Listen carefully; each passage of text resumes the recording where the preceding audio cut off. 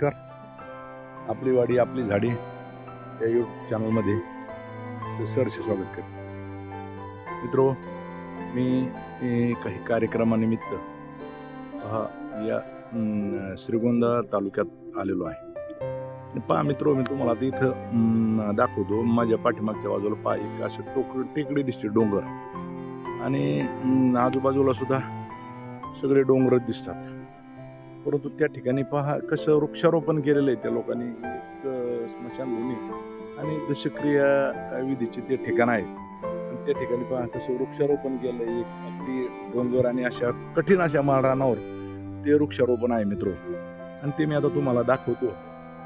दाखवण्याचं कारण म्हणजे पहा, कोणत्याही ठिकाणी आपण जर ठरवलं तर काही होऊ शकतं. त्याचं हे उदाहरण आहे मित्रो. या ठिकाणी अतिशय खडकाळ आणि टणक असं खडकाचं रान आहे. परंतु त्या ठिकाणी असं मस्त अगदी सुंदर अशी वृक्ष लागवड या ठिकाणी केली आहे.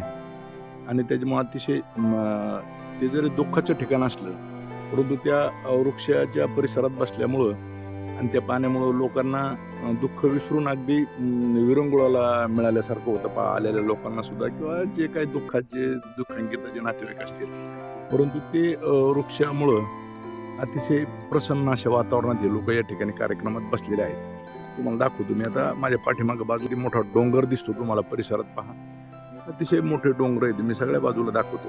कठीण अशा टेकड्या आणि डोंगर आहेत. परंतु तरीही मित्र पहा, त्या परिसरात आणि अतिशय निसर्गरम्य असा हा परिसर तयार केलेला आहे. हे पहा, तुम्हाला बाजूला सगळे डोंगर दिसतील. इथे एक छोटंसं मंदिर दिसतं. विठ्ठल रुक्माईचं मंदिर असायला पाहिजे ते डोंगर. ते मंदिर छोट्या खाणी मस्त टेकडीवर मंदिर केलेलं आहे. टेकडीला चिकटून पहा, ही टेकडी आहे. पहा, त्या बाजूला पण डोंगर दिसतो. आणि पहा, अतिशय सुंदर अशी हिरवाई नटलेली आहे. आणि अनेक प्रकारची झाडं या ठिकाणी. रात्रीच काही भागात पाऊस झालेला आहे. तुम्हाला इथं ते पाठीमागे ते पाण्याचं असं सगळं पाणी आजरताना दिसतं डोंगरातून. आणि पहा, एवढे मोठमोठे दगड आणि असं टणक असं हे डोंगर आहेत. परंतु ह्या हिरवाईने अतिशय तो नटवलं मित्र पहा ह्या ग्रामस्थ मंडळींनी. आणि ते असं ठिकाण तयार केलं आहे. तर मित्र, सांगण्याचं तात्पर्य म्हणजे आपण सुद्धा आपल्या परिसरात अशा टेकड्या किंवा त्या ठिकाणी संयुक्तरित्या असे झाडं लावा, वृक्षारोपण करा. आणि पाऊस आणि पडणारं तापमान पर्यावरणासाठी मित्र, पर्यावरणाच्या संरक्षणासाठी आपण सर्वजण मदत करा. झाडं लावा गावाच्या परिसरात आजूबाजूला. आणि पाण्यासाठीही प्रयत्न करा मित्रो. पाण्याचं तर महत्त्व असं आहे की पाणी सर्वांनाच लागतं. असं काही नाही की खेड्यातल्या शेतकऱ्याला लागतं, जनावरांसाठी लागतं, मेंढपाळाला लागतं, आणि शहरात राहणाऱ्या सुद्धा मंडळीला सगळ्याला पाणी लागतं. नोकरदाराला पाणी लागतं, व्यापाऱ्याला लागतं, श्रीमंताला लागतं, गरिबाला लागतं, सगळ्याला पाणी लागतं मित्रो. परंतु त्या पाण्याचा संचय किंवा साठवणं किंवा पाणी अडवणं किंवा पाणी जास्तीत जास्त हे करणं, याच्याबाबत आपण कोणीही काही काम करत नाही मित्र. नोकरदार जरी असला, त्याला पगार जरी असला महिन्याच्या महिन्याला, परंतु त्याला जर पाणी नसलं, अन्न नसलं, तर त्याचा पगार काय करणार, काय खाणार, काय पिणार. त्यासाठी मित्र होतं, आपण जर सर्वांनी त्याची काळजी घेतली तर आपल्याला सर्वांना पाण्याची उपलब्धता होईल.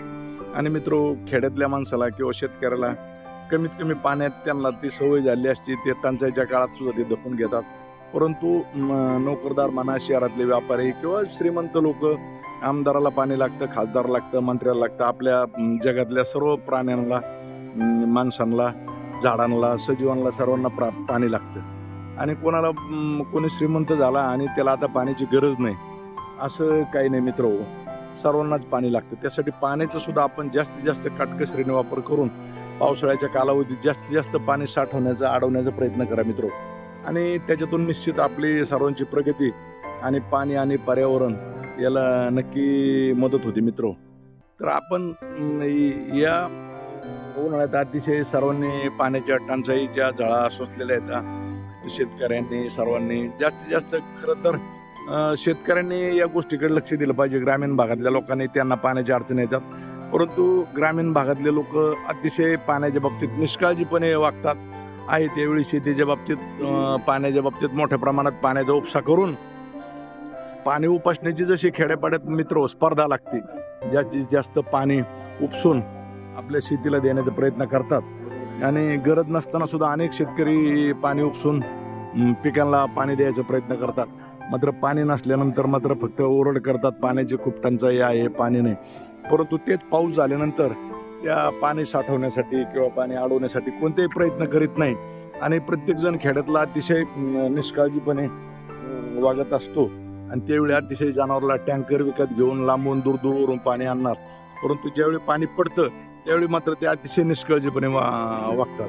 परंतु मित्र, आपण सर्वांनी त्यांनाही जागृत करा, आपणही जागृत व्हा आणि त्यांना पाण्याच्या साठवणुकीसाठी, पाणी अडवण्यासाठी, पाणी साठवण्यासाठी मित्रो मी सर्वजण त्यांना प्रवृत्त करा, त्यांना जागृत करा.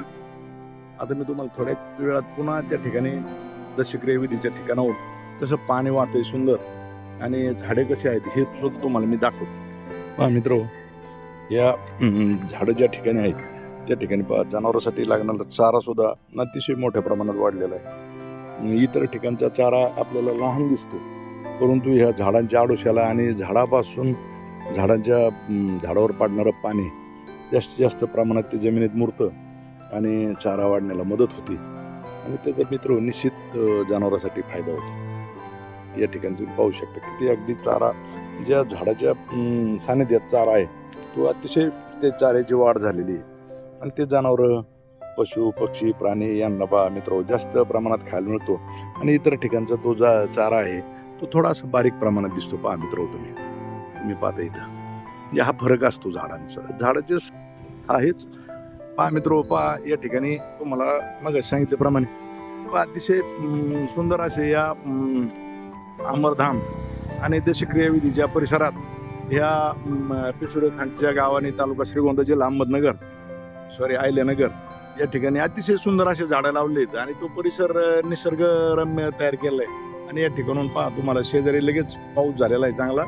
या ठिकाणी तुम्हाला पाणी पण दिसतंय, पाणी वाहतंय लगेच आणि या ठिकाणी तो अंत्यविधी करण्यासाठी शेड अतिशय चांगल्या असं वातावरणात आणि या ठिकाणी ते कार्यक्रम होतात. मित्र, तुम्हाला म्हणून सांगितलं मी की या परिसरात अतिशय चांगले वृक्ष लागवड केलेली आणि पाणी आहे. त्यामुळं माणसं दुःखात जरी असले परंतु या वातावरणामुळं थोडा तरी दुःखात विरंगुळा मिळतो. मित्र, त्यासाठी आपणही आपल्या परिसरात अशा ठिकाणी झाडं लावा, झाडं वाढवा आणि पाण्याचं सुद्धा हे करा मित्र, पाणी सुद्धा अडवा, पाणी साठवा. ठीक नाही, झाडाचं खरंच इथं खूप सुंदर असे तुम्ही झाडं लावली इथं सगळ्या तुमच्या गावाने आणि झाडाचं खूप चांगलं काम केलं.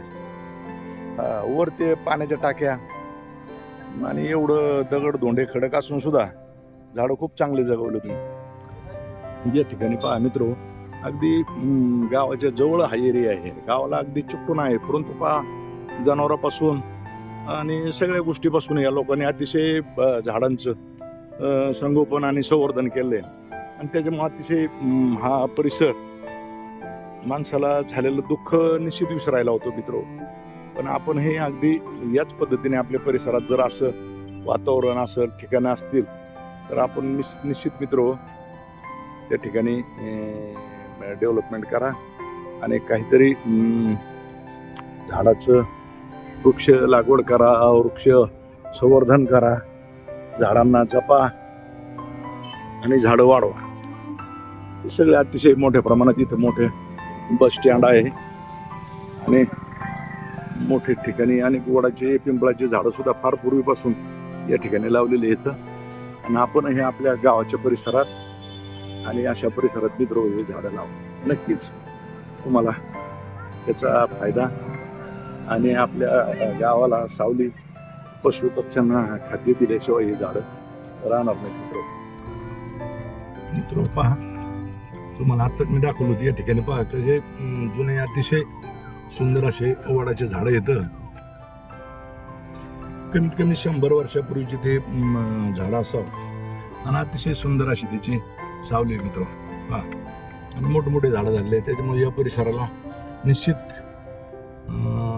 शोभा वाढलेली या परिसराची आणि जाणाऱ्या येणाऱ्या नागरिकांना आणि सगळ्यांना पशु पक्ष्यांना ते सावली देतात मित्र.